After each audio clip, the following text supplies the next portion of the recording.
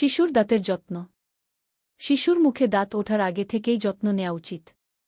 প্রতিবার দুধ খাওয়ার পর মাড়ি এবং জিহ্বা নরম সুতি কাপড় দিয়ে পরিষ্কার করে দেয়া জরুরি।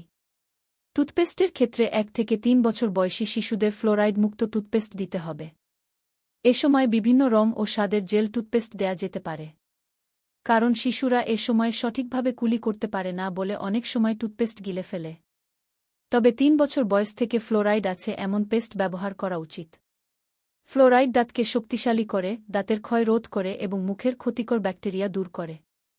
দাঁত ব্রাশের পর মুখ ভালোভাবে ধুয়ে ফেলতে হবে। ফ্লোরাইডের পরিমাণ বেশি হলে দাঁতে ক্ষতির আশঙ্কা থাকে। তাই কম ফ্লোরাইডযুক্ত টুথপেস্ট বেছে নিতে হবে। সকালে নাশতার পর এবং রাতে ঘুমানোর আগে দাঁত ব্রাশ করতে হবে। প্রতিবার কমপক্ষে 2 মিনিট করে দাঁত ব্রাশ করার অভ্যাস করতে হবে। বিভিন্ন ঋতুতে দাঁতের বিভিন্ন ধরনের সমস্যা দেখা দিতে পারে। তাই শিশুর দাঁতে কোনো মাইক্রোস্কোপিক স্টোন জমা হয়েছে কিনা সে বিষয়ে অভিভাবককে খেয়াল রাখতে হবে।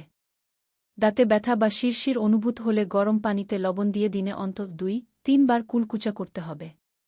ব্যথার তীব্রতা বেশি হলে যদি ডেন্টিস্টের কাছে যাওয়া সম্ভব না হয়, তখন তাৎক্ষণিকভাবে ব্যথা কমানোর জন্য লবঙ্গ ছেঁচে সেটির রস নরম তুলো দিয়ে যেখানে ক্যারিজ হয়েছে সেখানে লাগাতে হবে।